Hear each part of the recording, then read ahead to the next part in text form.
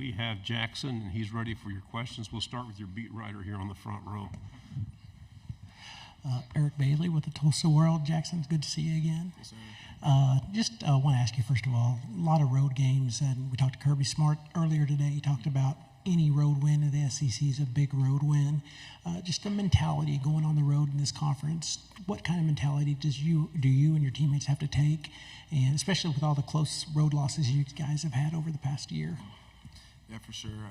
Road games were a little difficult for us last year, and whether that was lack of focus or whatnot, whatever that was, we need to really hone in this year on, just focus on winning those games. And not just away games too, it's home games. It's every single game we play, we got to treat every game the same. We can't just treat one game like it's, Texas. We got to treat every game like it's a rivalry game, like it's Texas, and go out and compete to our best ability. Front row on the left. Hey, Jackson. Brandon Drum, OU Insider Rivals.com. You were just thrust into the starter going into the Arizona Bowl game. You had 2 weeks to prepare. Can you talk about just what you noticed, just mainly about yourself between then and now, and how different is Jackson Arnold today than as a leader compared to then? Yeah, for sure. After that Arizona game, there was a lot of maturing and a lot of growing up that I had to do. Stepping into that QB1 role, I had to be a real leader for us, for our team, and just stepping into that role. I knew I needed to mature as a person, as a player too, and the person that I am now and the player that I am now is improved drastically from where I was from that bowl game. On the end here. Hey, Jackson, first-year starters in college football, there tend to be ups and downs. You're going to have great moments. You're going to have tough moments. You've referenced it back in the big room, just the fact that you were thrust into a situation where you had to start pretty young in high school. Did you learn anything from that might help you just mentally work through sort of the peaks and valleys and how you might approach that as a first-year starter in the SEC? Mm-hmm. Just, adversity is going to strike one way or another.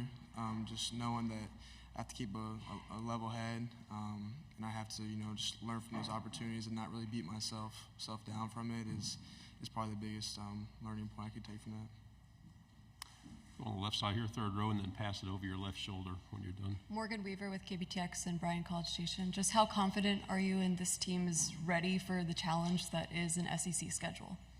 Yeah, I'm extremely confident in this team. I think I can speak for everybody on the team that we're all super amped up to go out and play this SEC schedule. It's a tough one for sure, but we love the challenge. We want the challenge, and we wouldn't want it any other way. On the aisle here. Jay Smith, Locked On Sooners. Jackson, you spent some time at the Madden Academy not too long ago and got to enjoy some time with some of the elite quarterbacks in college football, and some of them from the SEC. Can you tell us about some of the things you learned from there that's going to help prepare you for this coming season? There was, honestly, the Manning Passing Academy for us was just a place for us to meet each other and get around each other and hang around. Maybe some dudes that they know each other already, and it's for them to hang out with each other, There wasn't a lot of trash talking going on. There wasn't a lot of ball talk going on. We were really just hanging out with each other and speaking on that opportunity. It was great to meet those guys and just seeing how they operate. But like you said, competing against them in some of our challenges we had at night and just throwing with them in competitions. It was good to see, how I stacked up against other college QBs. Left side, fourth row, and then pass it to the aisle. You're done. Trevor Denton, Way 31. Jackson, feels like all week we've heard about Auburn as one of the toughest places to play in the nation. Can you elaborate a little bit more on what Carson Beck told you about what Jordan-Hare is like as a place to play in? Yeah, he was short but sweet. He thought the place was cursed, man. I think their game was like a one touchdown game. He said it could have gone either way, but he said that place is extremely hard to play in. But again, we love the challenge. We want the challenge. Right side on the aisle. Hi, Jackson. Aiden Tyler, OU Nightly. Norman, the starting quarterback at Oklahoma, a program that's rich with tradition at the quarterback position, a lot of Heisman Trophy winners, and that kind of sets the expectation for that position at Oklahoma. So how do you kind of just handle that pressure? For me, first thing is to stay off social media. That blocks out a lot of pressure. And two, just honestly, just kind of ignore it too. Just block out the pressure. I feel like there's only pressure if you bring that pressure onto yourself. So just kind of staying calm and collected, and staying off social media has been the biggest way for me to deal with that pressure. On the aisle here. Gavin Baxley, ESPN, the ticket out of Montgomery. Have you gotten a chance to play the EA college football game, and what are your thoughts on your representation in it? Yeah, we played. We actually played on the plane right here today. Me and Danny did, and it's honestly it's really surreal playing the game.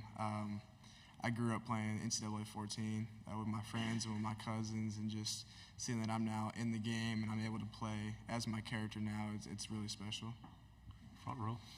Just an aside, Brent, after every spring game, talks about the growth you guys have to make before training camp even starts. For you, what did that look like as far as looking back on your spring, what you wanted to attack this summer, and how'd you go about that without kind of the structure of spring practice, fall camp practice stuff? I felt like the biggest thing for me after spring ball was attacking the mental side of football, whether that's looking at defenses or how Coach V looks at offenses. Getting a defensive perspective of the game, but just really focusing on the mental part of football and just kind of learning different things that will help me ID coverages or help me make better reads for the season. Over here, left side on the aisle. Brandon Marcello, 24/7 Sports. Jackson, Coach Venables and your teammates have both mentioned about how important it is to stand well in the trenches in this SEC schedule.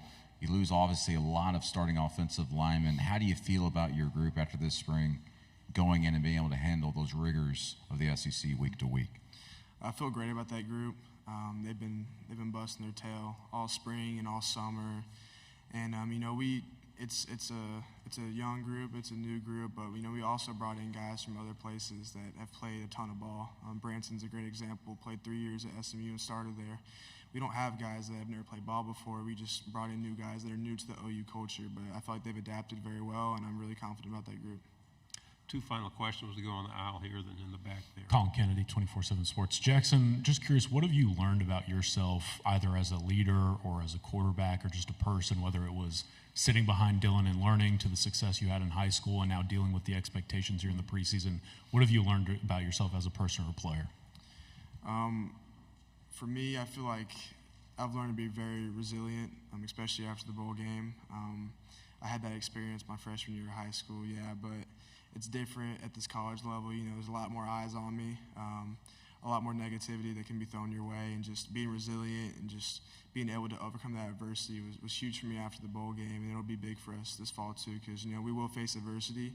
Coach V says you either just came out of a storm, you're going into a storm, or you're in a storm right now. So adversity's coming your way, and just being resilient and being able to fight that was something I learned about myself this spring. On the right in the back row. Yeah, Mark Lowe from Lawton. Question for you. Danny was talking a little bit earlier that your arm has increased a lot this last spring, and with that added threat of your legs being a great scrambling quarterback, how is the RPO going to look for the Sooners this year? Can you say that again? How is the RPO going to look for the Sooners this year? Can we expect a lot more from you guys in the run-pass option? Yeah, RPO, it's really what the defense gives you, and honestly, it's going to be week to week. We're still going to run our RPOs that we've always ran, but at the end of the day, it's what the defense gives you. If they want to load the box or they want to fit guys into the box, we're going to pull it and throw the ball. That's just how we operate. Thank you very much. Appreciate it. Thank you.